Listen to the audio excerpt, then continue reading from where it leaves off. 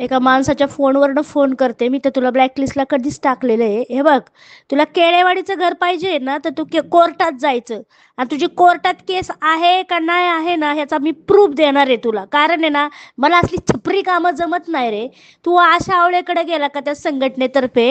हा, आणि तू कुठल्याही संघटनेत जा, मला काय घेणं देणं नाही. कोर्टापेक्षा कुठली संघटना मोठी नाही. ते DCP देशमाने आडागळे यांनी खूप मदत केली ना तुला. सगळ्यांचे आहेत ना बार आहेत ना हायकोर्टाला वाजवलेले आहेत. पहिला पण एकदा कोथरूडचा DCP मी हायकोर्टला उभा केलेला आहे. काय झालं माहितीये का, माझं व्हेरिफिकेशन, माझं नाव आहे ना पहिलं सुरवशे नावानी केस होती माझ्या मिस्टरांच्या, आता मी ना हायकोर्टामध्ये वांजळे नावानी करते. डॉक्युमेंट चेंज झाल्यामुळे मला व्हेरिफिकेशनला थोडासा प्रॉब्लेम आलाय. नाहीतर माझी रीट बसली ना, संभाजी कदम, देशमाने, गाडागळे सगळ्यांना लेटर लागणार आहे हायकोर्टाचं, कारण मी तेवढा पैसा घालवलेला आहे.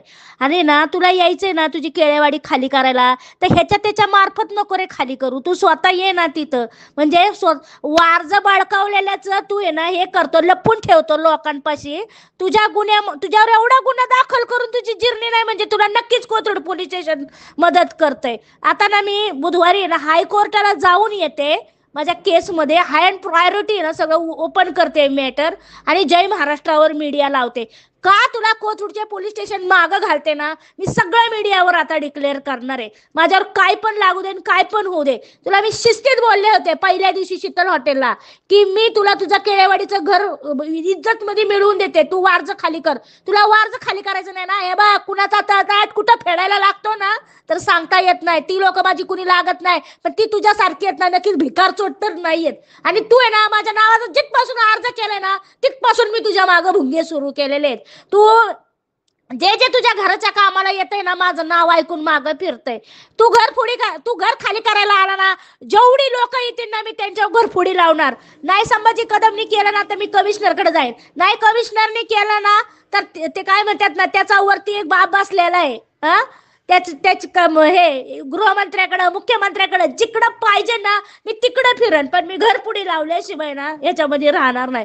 तू गुन्हा दाखल करून आहे ना त्रास देतोय ना, ह्याचं आहे ना माझ्याकडे पुरावे आहेत आता. हा, ते अशा आवडीचं बिचारीचं काय आहे हिच्यामध्ये? तू तिला खोटी माहिती सांगितलेली आहे. संघटनेकडे जातो का? अरे गांडीत ताकद आहे, दम आहे ना तर कोर्टात जा ना. तुझी कोर्टात जायची लायकी नाही ना, म्हणून तू एवढं हे सगळं रान पेटवतोय. तुला कोण शिकवतोय ना, ते तुझी शिकवणाऱ्यापासूनची सगळे चिट्टी पाडे बाहेर काढते का नाही बघ. फक्त आहे ना माझं हायकोर्ट राहिलं ना, डॉक्युमेंट व्हेरिफिकेशन होऊ दे. नाही जर कोथरूड सकट तुझ्या बांबू लावला ना, माझं नाव बदल. रफिकला आणतोय, पारगी राणी ताईच्या लिफ्ट मध्ये मला सापडतोय, राणी काय म्हणतात ना थोपटेला, आणि ती राणी थोपटे माझी आणि तुझ्या काय म्हणतात ना चुलत्याच्या नावाची बदनामी करते का? तिच्याकडे तर स्पेशल बघणार आहे.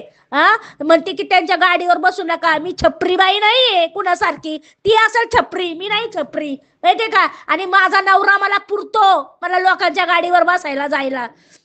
राणी थोपट्याचं तुझं काय राजकारण चाललंय ना, तुमच्या राजकारणाला एवढा मोठा हायकोर्टातनं सुरुंग लावलाय ना, तुला नाही मुंबईला मी चक्रा मारायला लावले ना, तू बघत राहा. मी करते म्हणून बोलतीये. मला 2 वेळा व्हेरिफिकेशनला हायकोर्टातनं कॉल आलेला आहे, मॅडम तुम्ही या म्हणून. माझी गाडी आहे ना शोरूमला होती, क्लच पेट गेली म्हणून. आता माझी गाडी आलेली आहे. तुझा बघ कसा बंदोबस्त करते हायकोर्टात. मला हायकोर्टच करायचं, तुला हायकोर्टातच ना मी नाही या गुन्ह्यामध्ये ना तुझी चार्जशीट लावून तुझ्या केसेस चालू केले ना, तू बघत राहा. मला ना बलात्कार लावायला लावू नको गृह मंत्रालयातनं, एवढं मात्र कर तू. हा.